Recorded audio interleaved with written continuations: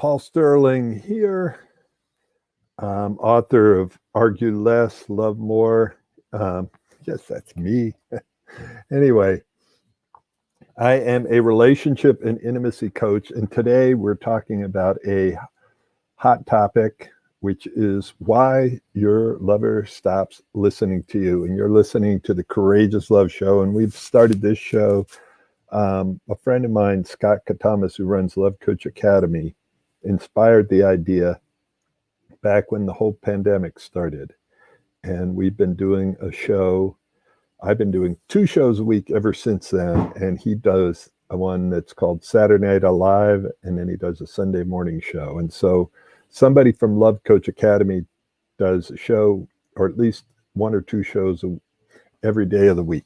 Anyway, let's dive in here. Why your lover stops listening and what you can do about it. There are 3 common mistakes that, oops, my screen's not catching up with me for some reason. There we go. And I am going to be doing something incredibly brave today.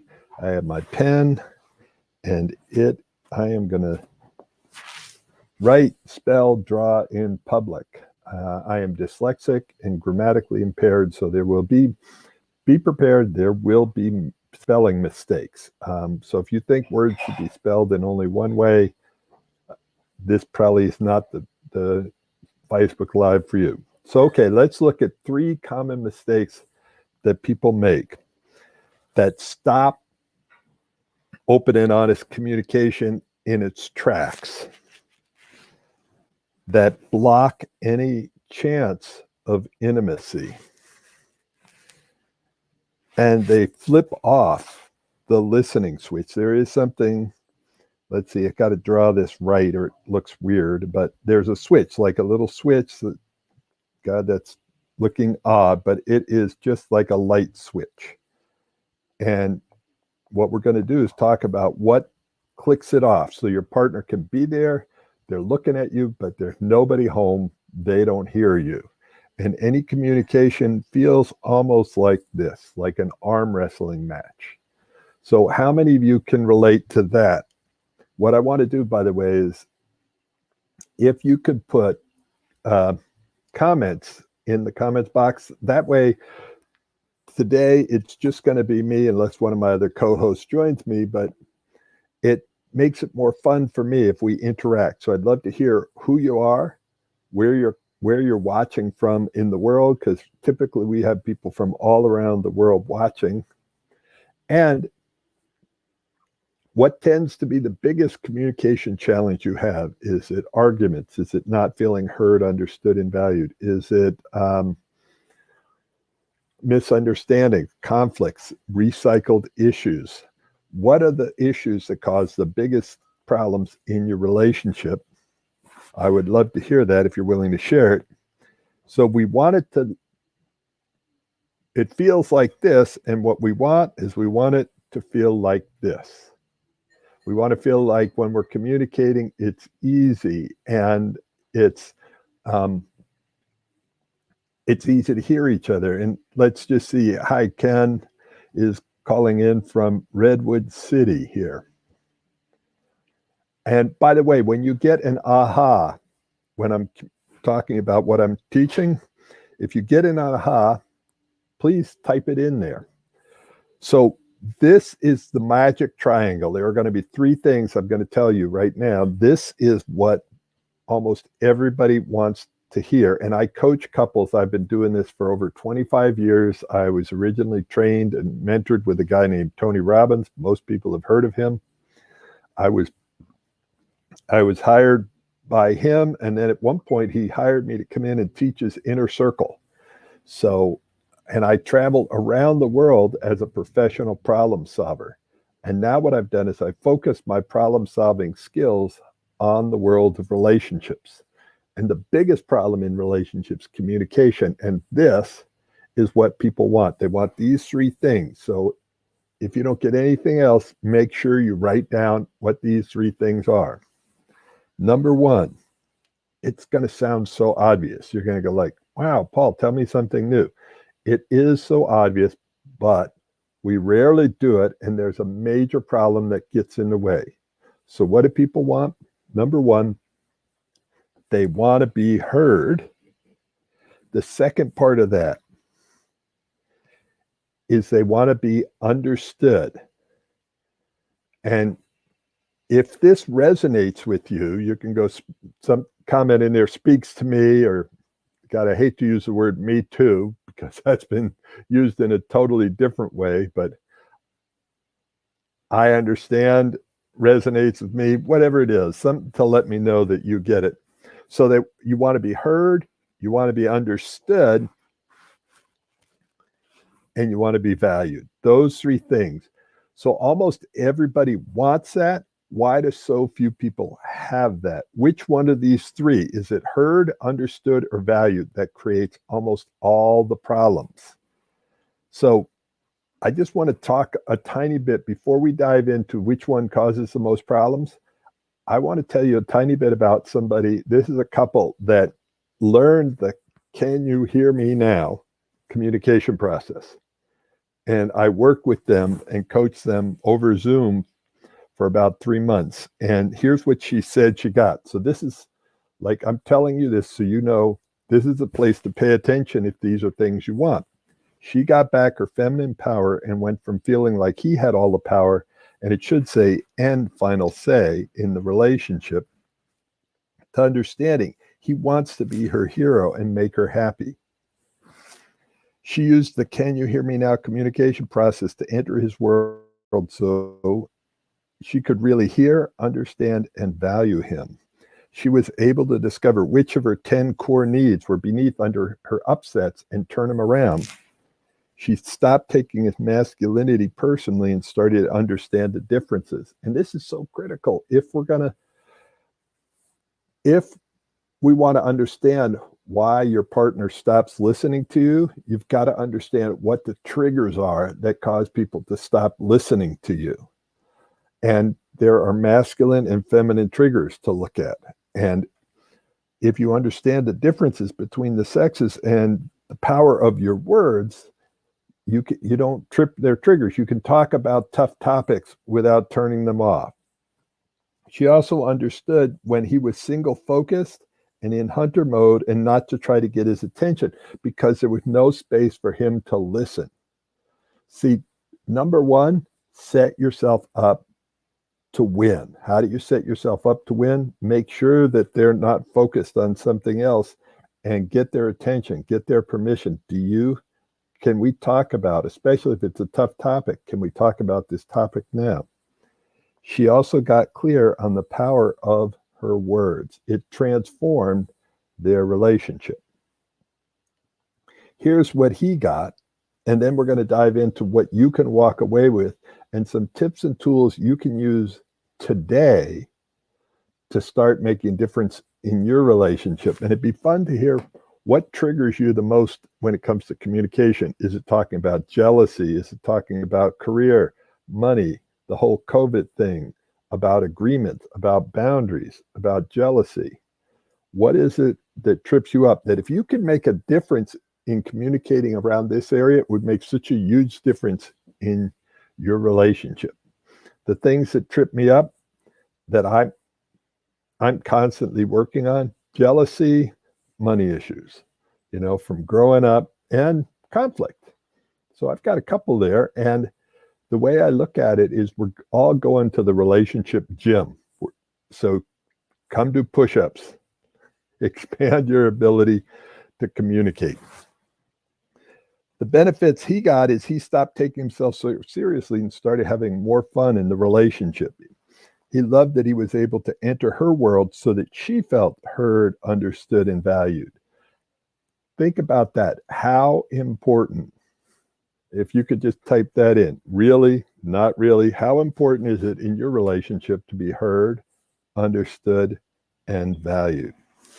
He stopped worrying about what he said and became very interested in what she heard. That is an advanced communication thing, but it's critical. What's more important, what he said or what she heard? When he switched to what she heard, their relationship transformed.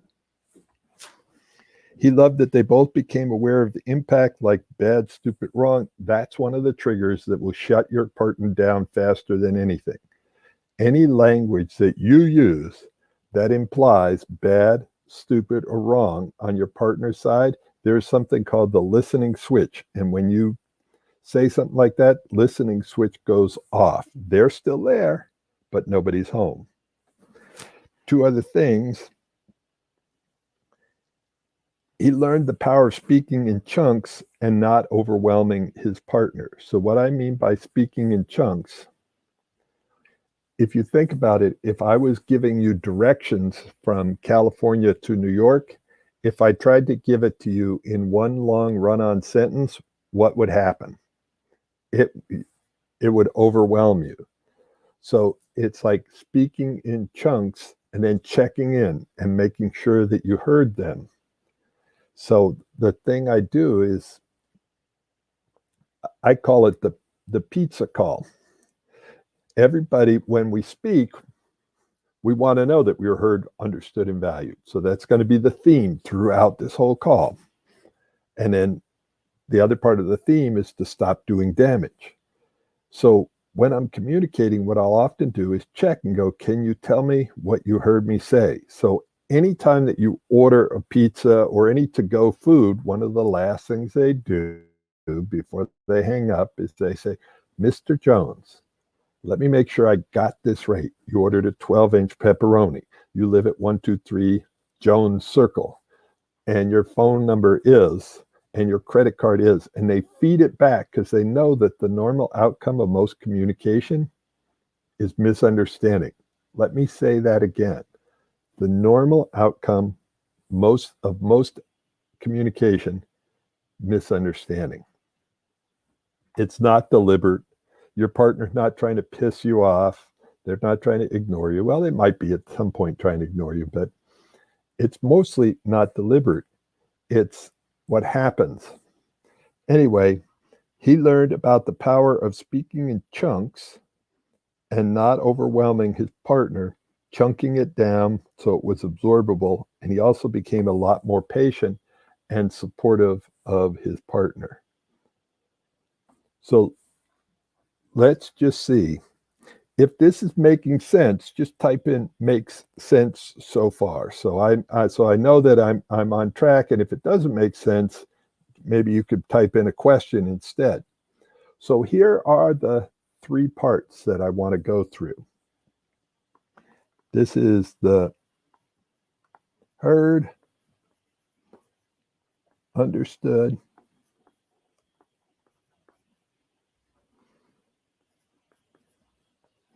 valued. So I'd like to ask, which one of these three do you think is the hardest one for most people to deal with? Is it hearing your partner, understanding your partner, or valuing your partner? Which one do you think triggers the most upsets?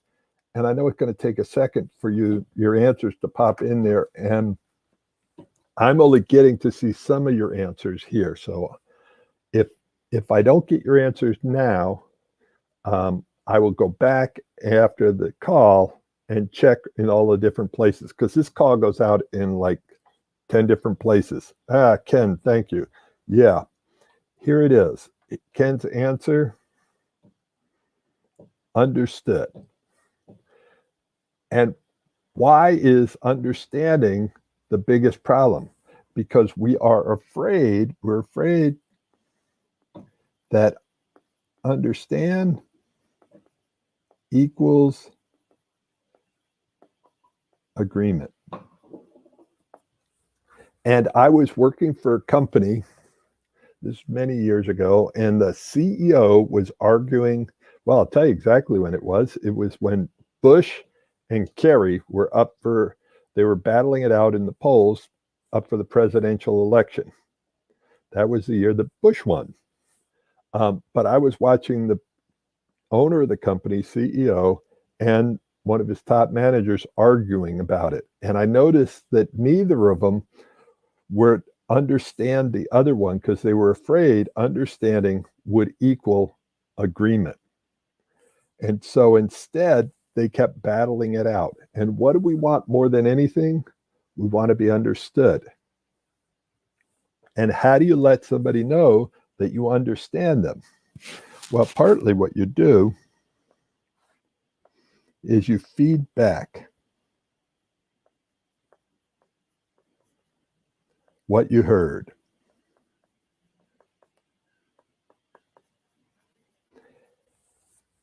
Now, it's important when you're communicating, what you're trying to do is always think about this. When you're communicating, you're trying not to trip their trigger and flip off the listening switch. So this is that delicate balance.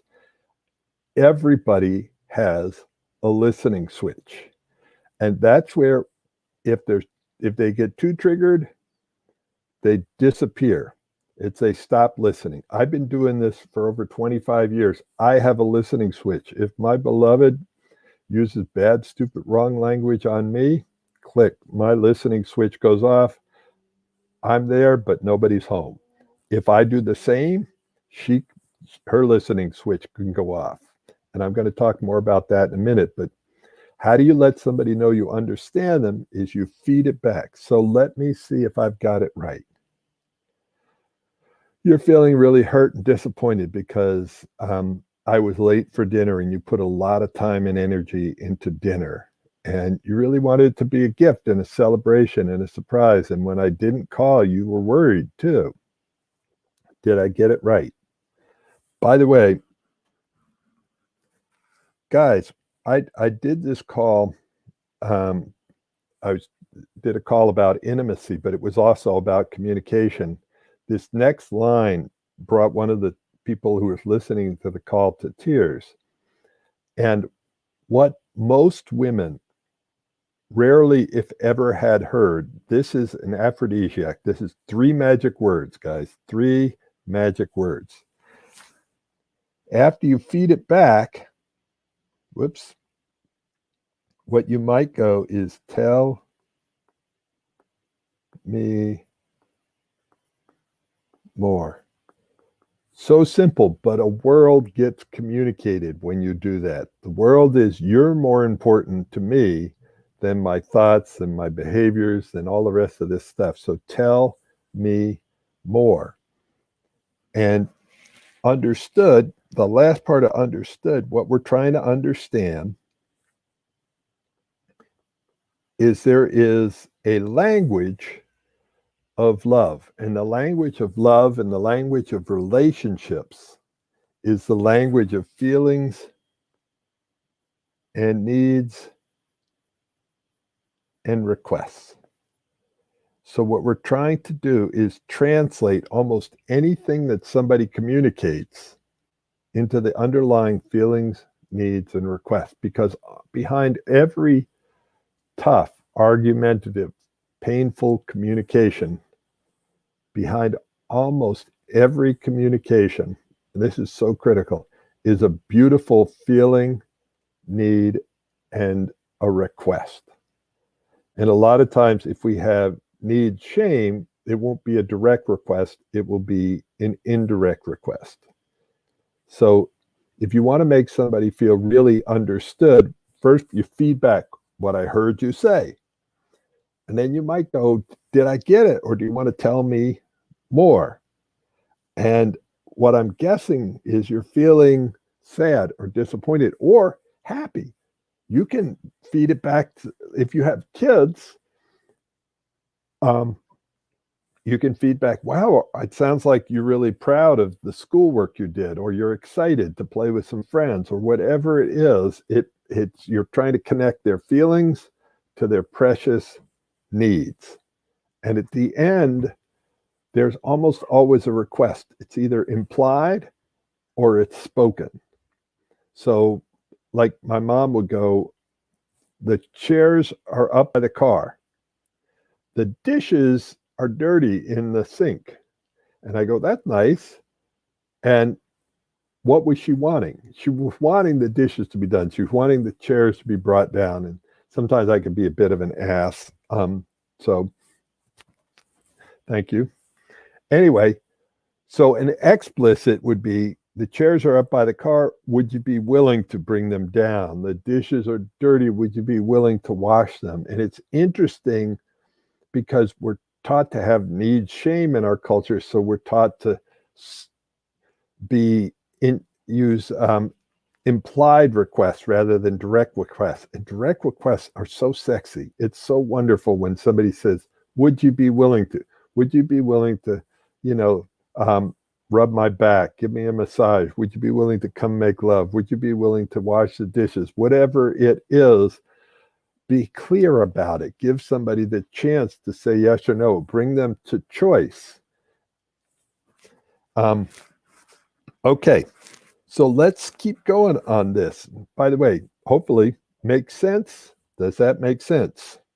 And what we're trying to look for here is the difference between reactive versus responsive communication. Because reactive, you're going to get people shutting down. Anytime that, they think they're under attack, they'll retreat, they'll quit, they'll shut down. Listening switch goes off. When the listening switch goes off, any chance of open, honest, intimate communication, it's gone. And I'm going to tell you what to do in a minute when somebody's listening switch goes off, what you can do. So let's go back over here at the triangle here. So the three parts of the triangle, number one, and it comes in this order too. Number 1, 2, and 3. Number 1 is heard.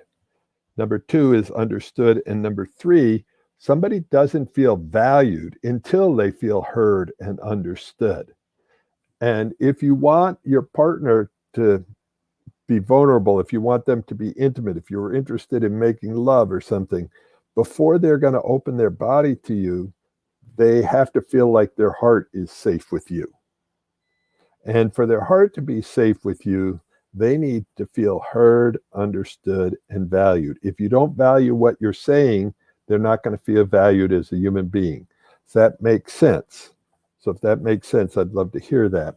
By the way, yes, I do love interaction, because otherwise I'm just talking to a screen and it feels one way. All right. So heard, there's a couple of key things here.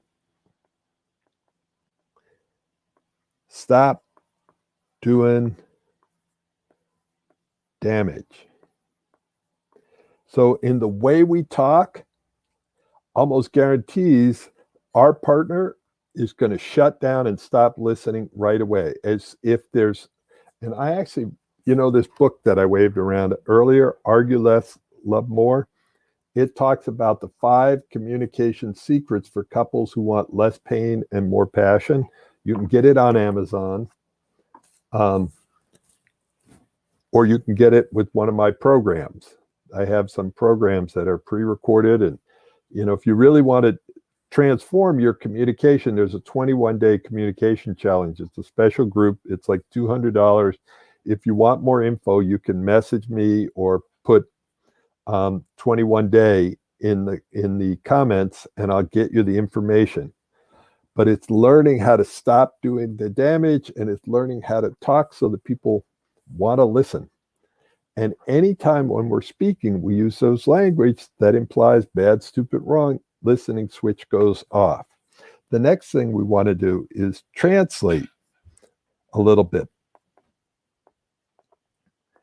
So if you speak, well, just type in how many languages you speak. Is it 1, 2, 3? I speak 2 languages.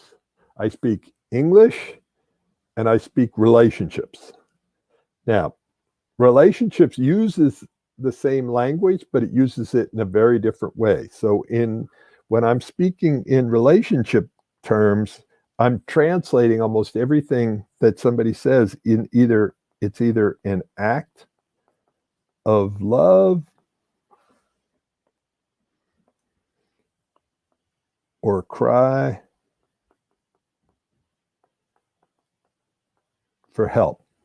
And it's interesting, I taught this program, I taught about this program in prison for 8.5 years. I taught anywhere from minimum to maximum security inmates about compassionate communication and several other things. And it was a 2-day program, and it went minimum to maximum security. I did that for 8.5 years as a volunteer. I created the whole program. And one day, one of the maximum security inmates was leaving, and I could see him walking by. And by the second day, we're, friendly and stuff. And he stops. And so my peripheral vision is like, when I'm in jail, I have a heightened sense of awareness of what's going on around me. And he started backing up, and I'm like, paying attention. I hope this is okay. And he stopped, and he came over to me, and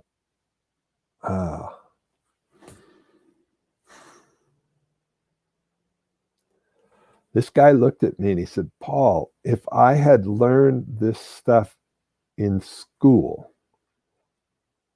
and when he says this stuff, it meant this compassionate communication tools that I'm talking to about feelings and needs, about being heard, understood, and valued.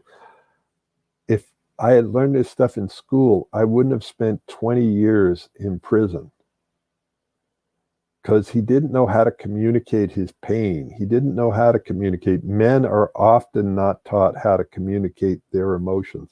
I spent 18 years as a commercial fisherman in Alaska. That we did not learn how to communicate our feelings and needs. We did not care whether you felt heard, understood, and valued. And if we wanted to be heard, what we did is we got louder or we got meaner.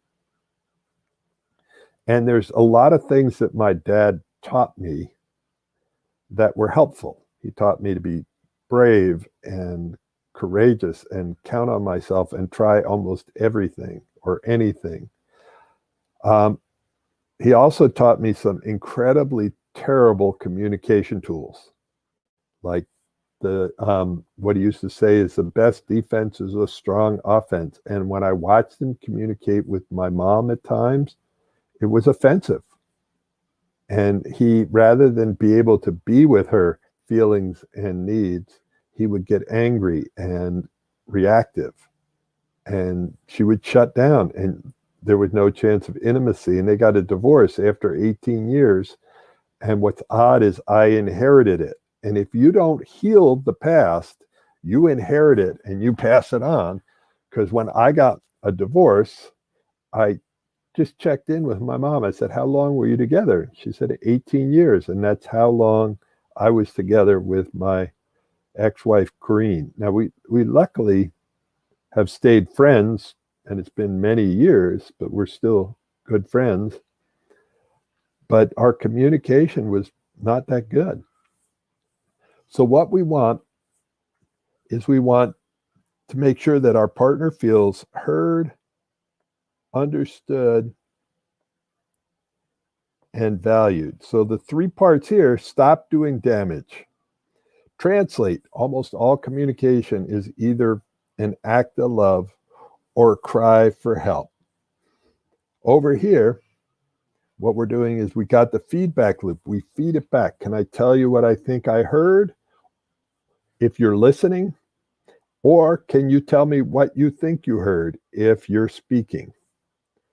And then, is there more? Did I get it? And tell me more. We're trying to translate also into the underlying feelings, needs, and requests. And so what we're trying to do is enter their world and have them enter ours.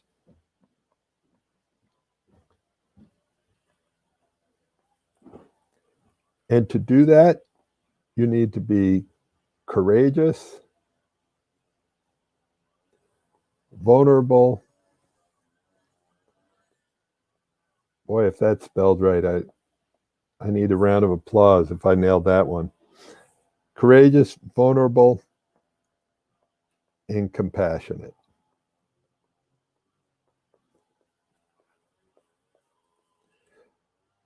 If it was easy, you wouldn't be on this call right now. Communication is one of the most difficult, challenging things we're going to do in any relationship. And what you want to do is enter their world from your heart and become curious And it's like, understand their story. So at some point, you're going to go, oh, I got it. If I was telling myself that story, I'd be hurt, upset, disappointed, heartbroken, whatever it is, too. No wonder you're upset. That makes sense. So I'm going to give you a quick exercise. This is the key to success. And by the way, what I want you to do is I want you to follow along. I can see you out there. I want you to do this with me. Put your hands together like you're praying. This is not, we're not praying though, but put your hands together like this. And what I want you to do is when I say go, I am watching you. What I want you to do is push really hard with your right hand. Ready? Get set, go. No, push harder, push harder, push harder, push harder. Okay, stop. What I want you to do is type in, where did your hands end up? If they're in the exact same place, just put exact. If they went way over to the left, put to the left. Now, most people, and I've done this all around the world, I've done it in large audiences, hundreds of people, almost everybody, their hand is in the exact same place. Why? Because the more the right hand pushes, the more the left hand pushes back. What has that got to do with communication? Everything. Because as soon as communication feels like force, what does our partner do? Pushes back. They stop listening. They start attacking back. So I'm going to give you some insider tips and tools here. This, if you get what this is, it will make a huge difference. We speak from 3 different places. We speak from our head, our heart, or our hurt. And each of these places is like a totally different language. The head tends to be more of a masculine language. And I'm saying masculine, I have gay couples, straight couples, lesbian couples, it doesn't matter. I'm using masculine, feminine, not as a gender, but as an energy. The masculine is the more like get shit done mode, and the feminine is more of in the flow. And so the more masculine energy is I did that, the feminine is more I felt that. Both of them are incredibly powerful. Now, if you're in your head, if you're speaking from your head, you're talking about logic, you're thinking, understanding, you're worried about the facts, who's right, who's wrong. Knowledge is the key. It's most important. The challenge is if your partner is speaking from their heart, they're talking about love and connection and feelings. Forget the facts. How do you feel? Now, up here, especially in the world of dudes, like I speak dude, 18 years as a commercial fisherman in Alaska, you learn how to speak dude. When I was commercial fishing, people did not care how you felt. They cared that you got the work done. Where were the crabs? Where were the halibut? Where were the shrimp? Where were the, we fished for king crabs and Dungeness and Tanner crab. And we fished all the way through into January, February, fishing among the ice floes in Alaska. That was rough and tumble. So people really didn't care how you felt at that point. That was communication from the head, get stuff done. Now, if your partner is speaking from their heart and they're talking to you about their feelings and you're listening from your head, are they going to feel heard, understood, and valued? No, because you're listening for facts and figures and they're talking about feelings. And here, talking about feelings, vulnerability is key. So what we're trying to do is if you talk about facts and figures to someone who's in their feelings, they're going to shut down. They're going to stop listening to you. If you start talking feelings to someone who's in their head and wants facts and figures, they're going to shut down.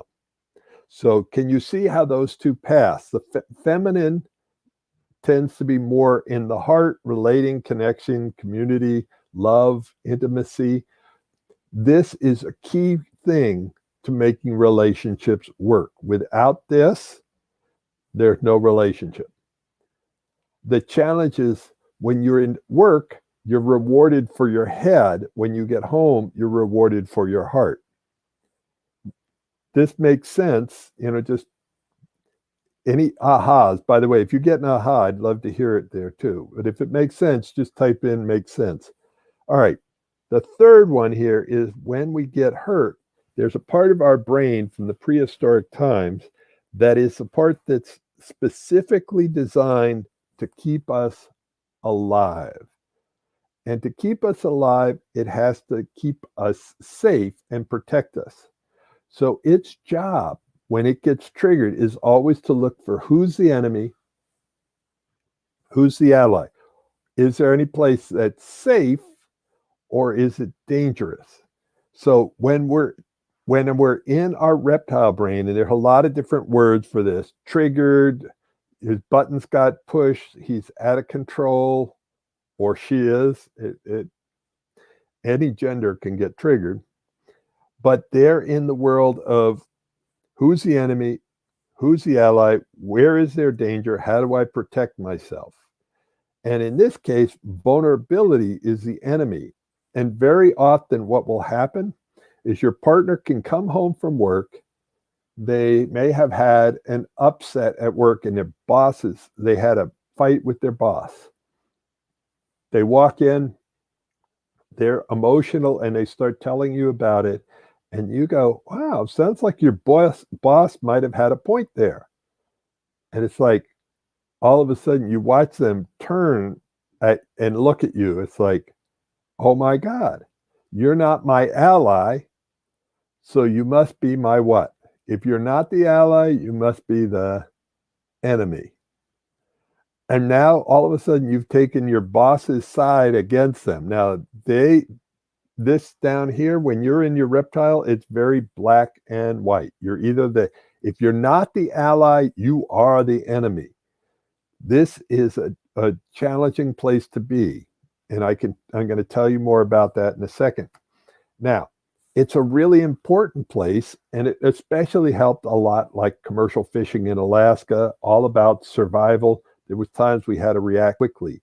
At one point, a former beloved of mine and I were driving over a divide in Colorado, and it had gotten hit by a snowstorm. So there's like 4 lanes of traffic. So many people were not prepared with snow tires. I happen to have a 4-wheel drive Subaru, and their cars like literally spinning out in all 4 lanes. They're going in all different directions. It was wild. And luckily it wasn't that fast, because with the snow and everything, but 15, 20 mile an hour, they're having a little bumper accidents. And I am driving through this whole thing, and I'm pretty good at this, but I'm still in my reptile brain. It's like white knuckled on the steering wheel. Danger is everywhere. And my partner at the time tried to reassure me and put her hand on me. And it was like, whew, I could feel it. I just said, honey, I'm in my reptile brain right now. Don't touch me. Don't do anything. I love you. I'm just trying to keep us safe. I'm going to focus all my energy on making sure we don't get hit by another car. So the reptile brain is very useful if you know what it is and you know how to use it. Hopefully that makes sense. Now, what I want to do, though, is tell you how to get somebody out of the reptile brain when they're in the reptile brain. So here's the 3 stages: alert, alarm, attack. Now, this can happen in a second. 1 second, boom, you can go up there. Or it can happen over a period of time. So alert is like you're laying in bed at night, and you hear something go clunk, and you go from lying, trying to fall asleep, to waking up and paying attention. Alert means pay attention. Alarm means you hear footsteps, you go, is there danger? So the alarm part is looking for danger. Alert is pay attention. Now you can go from alert to back to sleep because um, I'm looking over there. We've got a cat over there. There's a dog downstairs. There could be, it's easy to get noises. And as soon as I know, oh, that's just a dog. That's a beloved, my beloved. That's a cat. I can go right from alert back to sleep. When I get to alarm and I'm trying to figure out is that danger, that's the adrenaline might kick in a little bit. It takes a little longer to come back. And when we're at attack mode, it takes a while to get back. Now, and it's like if you watch on YouTube these silly videos where somebody scares somebody, even with a plastic spider, when they get in that attack mode, they're scared by a plastic spider and they see it's plastic and they know it's plastic. They're still like wound up and they go in to hit somebody. They're so wound up because the adrenaline happens. So when somebody's in attack mode, the only thing they can think of, where's the danger? Who's the enemy? Where is safety? So here's the thing you can do when your partner gets triggered or when you get triggered. And I like that. Warning, do not try to use logic or reason with a reptile brain about why they shouldn't feel the way they feel. Because the reptile brain, basically their listening switch is way off. There's very few things that can get into them. And the more that you try to tell them they shouldn't feel the way they feel, the more that you are the danger, you are the enemy. So here is a simple line that you can use that helps take people out of their reptile brain and turn the listening switch back on. Remember at the beginning, I said there was a way to turn the listening switch back on. Here it is. This is a simple sentence. Honey, what do you need to feel safe right now? And what that message conveys is that your feelings are more important than anything else I want to say or talk about right now. Honey, what do you need to feel safe right now? And you can teach that with your partner. You can use that tonight. When somebody gets triggered, when your kids get triggered, when your spouse gets triggered, an employee, you don't have to tell your employees, honey, just Joe, what do you need to feel safe right now? What do you need to, feel like you're important right now? Because when you do that, they don't think they need to protect themselves from you, that you're showing that you're taking care of them, that they're important to you. Hopefully that is making sense. I am going to offer you one more piece of communication tip here, and then some ideas of what you can do next. Because if this is interesting to you or important to you, there are several things coming up. One is towards the end of February, I am doing a course called the Couples Course, which is all about taking these communication tools to the next level. If that interests you, you can just say, you can message me Couples Course, or if you'd rather have a private breakthrough session with me, you can put breakthrough, or you want the 21-day challenge. It's really all about communication. It's just whether you want it prepackaged 21-day challenge, do you want it in a group course, which is going to be over 90 days, or do you want it one-on-one customized specific for you? That's where you ask for breakthrough. And I do a breakthrough series with people. But what I want you to think about is this is like going to the relationship gym. You don't go to the gym once and it's like, okay, I did my push-ups, chin-ups for the year, I'm done. It's like on a daily basis. I work out daily. I would say almost every day. I either go for a mountain bike ride, go jogging, do yoga, tai chi, something on a daily basis to keep myself in shape. And it's the same thing for your relationship. You want to do something on a daily basis to keep yourself in shape. So what happens when we get triggered? And this is an important thing because this is going to tie into the listening switch and why your lover stops listening. And where do they go? So what happens when they get a trigger?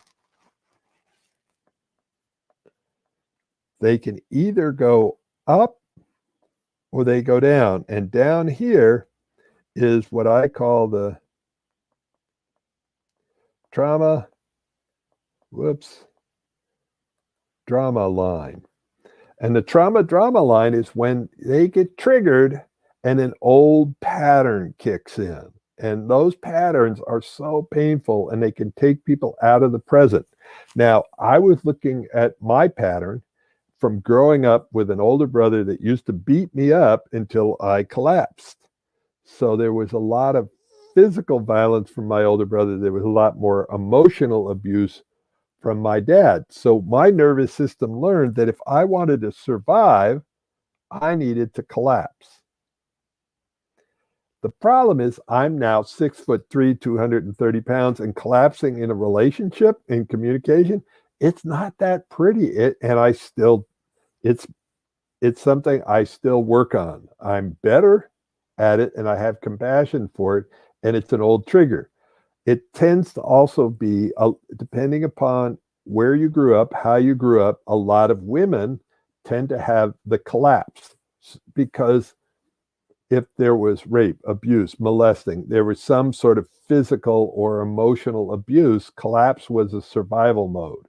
It's what the system knew how to do to protect itself. Now, on the opposite side of collapse is combative. And my older brother had to win. He couldn't lose. So he was combative. That's how he dealt with the trauma and drama. And as I got older and started to learn about this, I started to forgive him for his behavior because his behavior was pretty abusive. I'm not making it okay, but it makes sense. When you look at people that are stuck, if they haven't done enough work on themselves, they're stuck on the drama line. And when they get triggered through the communication or through a situation, they can either go to collapse or combative, or they can go up here. Now, going up here, it takes conscious work to connecting. It's courageous, compassionate connecting. And this is where Alison Armstrong calls this voluntarily vulnerable. And Brene Brown, who did a great TED Talk. If you haven't seen Brene Brown's TED Talk on vulnerability, you've got to watch that. It's on YouTube. It's been seen millions and millions of times. So Brene Brown. And if you want to know more about Alison Armstrong, who's one of my mentors, you can just message me and I'll get you one of her talks that I interviewed her for the Courageous Love show, for this show. And it's a great talk.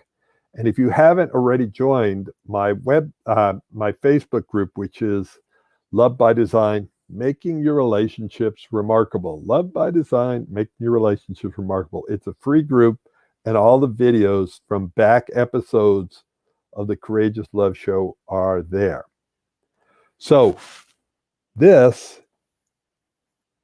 if you want to create an amazing relationship, it takes work, and we learn to deal with our triggers, to move when we get triggered to being connected, to being compassionate. And this takes great courage. Hopefully this is making sense. So what I'd love to do is I'd love to hear, Ken loves Brene Brown. What I'd love to hear is, where do you go when you get triggered? Where is the main place you go? By the way, I right in front of me, the sun is just setting here in Carmel Valley, California. And so every time I lean forward, my face lights up in the sunlight. So where do you go? Do you collapse? Do you get combative? Or do you connect? And I'll just say, for me, when I get really triggered, I bounce between collapsed or combative, depending on the situation. in relationships tends to be more collapse. And I'm working and I'm getting so much better at it, but it's like an ongoing process. It's on the connecting. So, all right, there we go. We have covered a lot here. Let me see if there's anything else. Oh, yeah, there's one other thing I want to cover with you. By the way, this is me when I had hair. This is my dad, and he loved my mom. He totally adored her, and the way he communicated sucked, and it drove them apart. And she stopped listening to him and stopped wanting to be around him. This, my ex-wife, that's me, and I repeated the patterns because I didn't have the breakthrough yet. I didn't get to the point where I am now. Now, I've studied it. It was either become a monk or a master. And so my book right now is on Amazon. It's become #1 in counseling, #1 in couples and family therapy, #1 in marriage, #1 in healthy relationships. And I didn't even know this one existed, but #1 in dysfunctional relationships. Don't know how I got there. My video on intimacy in the bedroom, which is called Tantra Exploring Sacred Sexuality, because sacred sexuality is all a form of communication. What I teach my couples is communication and intimacy skills. And it's actually now been seen over 6 million times on YouTube. If you go to my website, there's a 15-minute video there that I highly recommend, and it will take you through some of the key things that go wrong in relationships. The last thing I want to do is just show you the big picture. And I was in New York City a couple of springs ago. I'm not a city guy. The subway was overwhelming. There's like 870 miles of subway, 400 and some stations, 27 subway lines. The subway is more complicated than I wanted it to be, but simpler than I thought it was once I got a map. Relationships, more complicated, challenging, confusing than we want them to be, but they're simpler than we think they are if we get a map. I'm going to tell you in like 2 minutes, I'm going to show you what took me 25 years to create. Here is the map.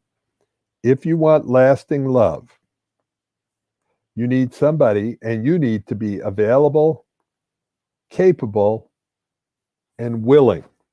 These are the 3 core things that we work with on couples. I coach couples all around the world, from England to India to Australia to Mexico to Alaska and around the US and Hawaii. So if you're a couple and you want to have a breakthrough, let me know, and I will get you I'll get you the link in the website, and let me just put that up there. There's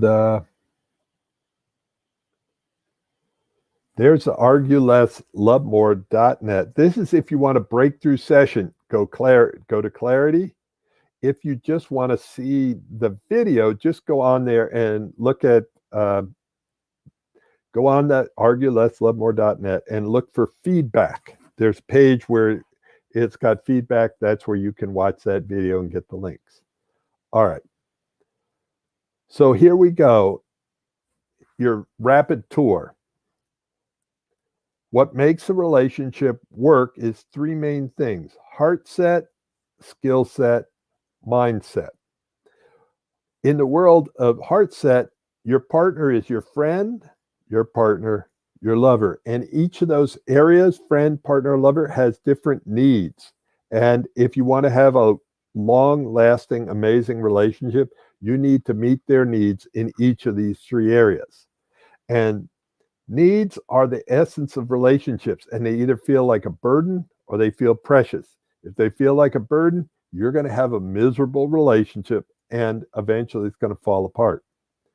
If we jump over here to skills, there are 3 things skills need to do. They need to help you clear up the past, connect and get present, create possibilities for the future. If you don't clear up the past, where does it end up? In the present, there's no possibility for the future.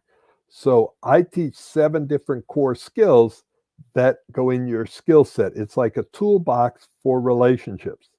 Now, when you come to your relationships, you're either underprepared or well equipped. If it came to me tuning up your car, I would be part of the unprepared. If I were flying an airplane, unprepared. Being an attorney, unprepared. Having a great relationship, well equipped. Why?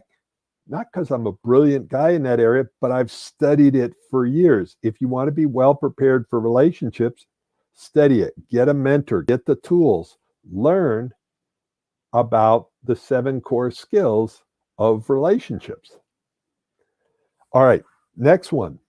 The last one that I'm going to cover, and then we're going to look at the next steps. So heart set, all about feelings, needs, requests, friends, partner, lover. This is what a long-term relationship needs. Skill set, skills that clear up the past, connect and get present, create possibilities for the future. Mindset, the mindset is your ROS. So what does OS stand for?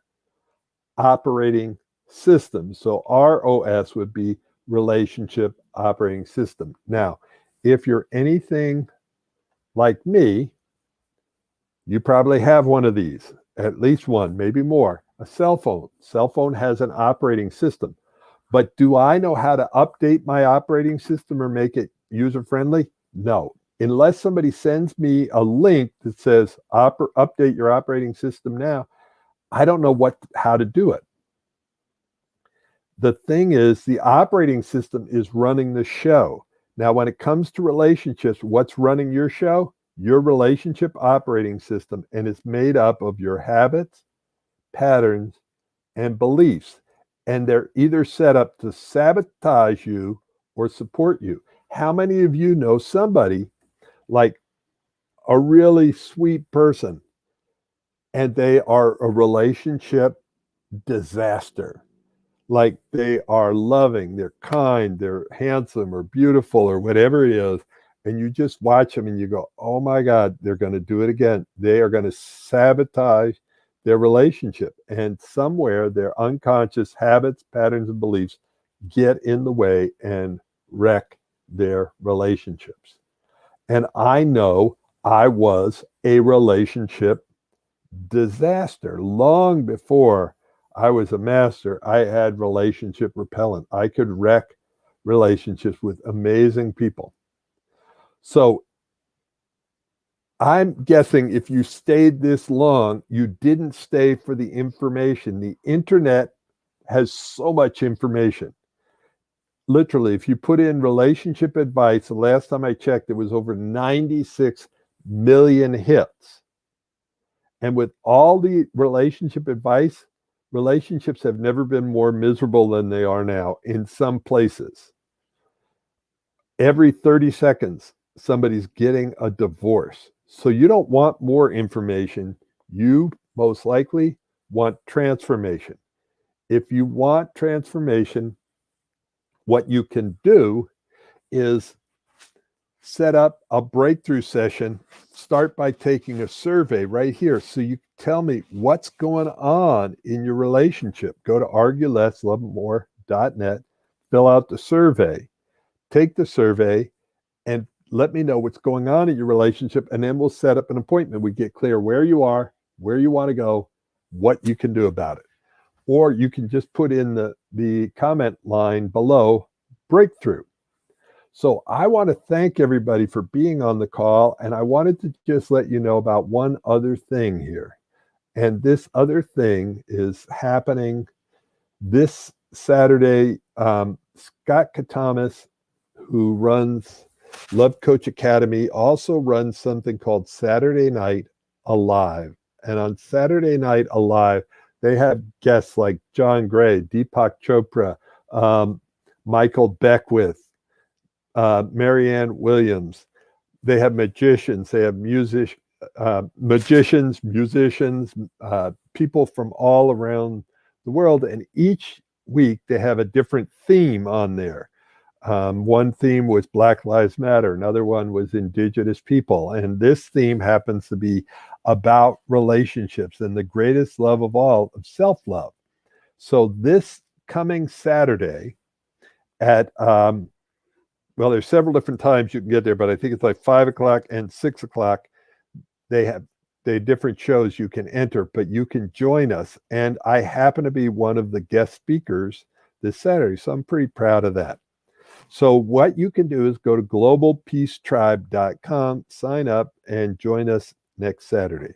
So I know I gave you a lot of options. If you get confused about the options or just want to reach out, message me or comment below, and I will reach out to you. I want to close on this thought. And if I can let go of my banner here.